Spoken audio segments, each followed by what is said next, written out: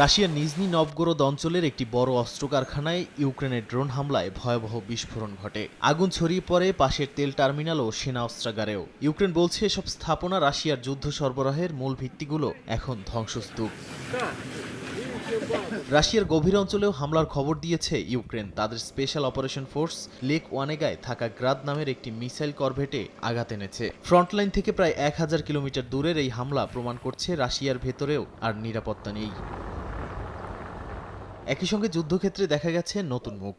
Ukraine ও যুক্তরাষ্ট্রের দাবি অন্তত 5000 কিউবান যোদ্ধা রাশিয়ার পক্ষে লড়ছে। বিশেষজ্ঞদের মতে মস্কো হাভানা জোট এখন লাতিন আমেরিকার নিরাপত্তার জন্য নতুন উদ্বেগের কারণ। এদিকে রুশ হামলায় ব্যবহৃত ড্রোন ও ক্ষেপণাস্ত্রে বিদেশি যন্ত্রাংশ পাওয়ার অভিযোগ তুলেছেন প্রেসিডেন্ট ভলোদিমির জেলেনস্কি। তার দাবি এসব অস্ত্রের 1 লাখের বেশি অংশ এসেছে যুক্তরাষ্ট্র, যুক্তরাজ্য, জার্মানি, জাপান ও দক্ষিণ কোরিয়ার কোম্পানি থেকে। এসব সরবরাহ রোধে নতুন নিষেধাজ্ঞা প্রস্তুত করছে কিয়েভ। নাদিম মারজান, সময় সংবাদ।